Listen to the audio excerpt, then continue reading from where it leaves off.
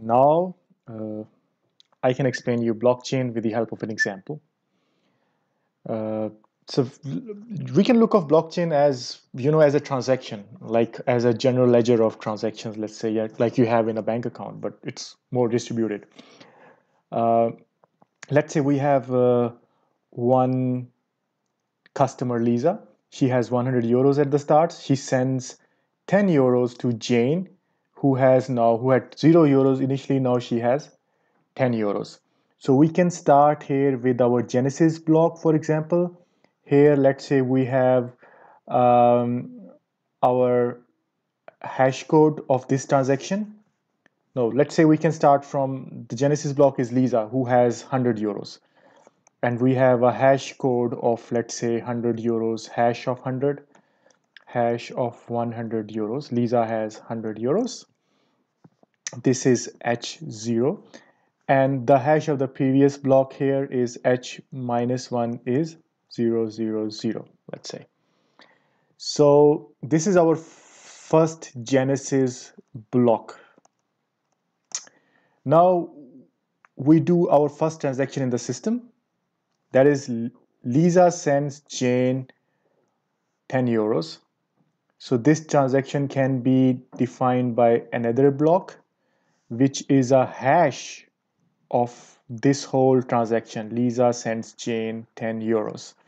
So let's say the hash of this is H1 is H of Lisa sends Jane 10 euros.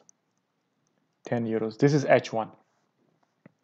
While this block will also contain H1 and also the H0, which is the hash of the previous block. Now the next transaction in the system is Jane sends Bob 5 euros. So which is hash of Jane sends Bob 5 euros. Jane, who has now 10 euros, he sends Bob 5 euros. So let's say this is hash of this transaction is H2. So we will have here H2. This is H1, which is the hash of the previous block. So hash is just like a mathematical, you can just simply think of it as a mathematical formula, just you can find a square root of something in the same way you can find a hash of something. In our case, each transaction, like Lisa sends Jane 5 euros, and the hash of that is some, let's say, code 0x15, which is H0, and H1, H2, H3, like this way. So this is our second block, Genesis block, first block, second block, and our third and the last block is Bob this is our transaction. Bob sends Lisa 2 euros. Bob, who got 5 euros from Jane, now sends Lisa 2 euros. So let's have this transaction defined by this block. So this transaction has a hash H3, let's say. Wait a second, please. Yeah, so this transaction has a hash H3. So we can put in the third block, third transaction, the hash of this block and the hash of the previous block, which is H2. Now all transactions are saved on Lisa's computer. This is, let's say, Lisa's computer. This is Jane's computer, and this is Bob's computer. All of these three terminals have all of these transactions. So if anyone, let's say Lisa, Jane, or Bob, they try to kind of manipulate or corrupt this transaction anywhere, like they change the, let's say, hash of, let's say Jane tries to change its hash, like with something like H1 plus, it tries to send, maybe put 15 euros here instead of 5 euros.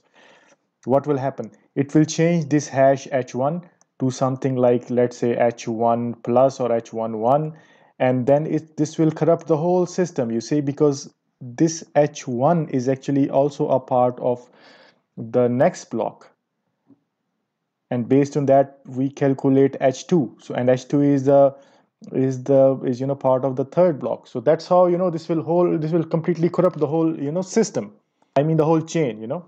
Explain, Jane tried to corrupt this block at her terminal, which corrupted the whole blockchain.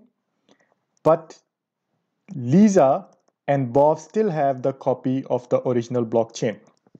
So they will completely, invalidate Lisa's, this change from Lisa that she tried to do, and in this way you can say we can keep the integrity of this database or this ledger account intact, because we have distributed copies of the transaction at all of these three nodes here.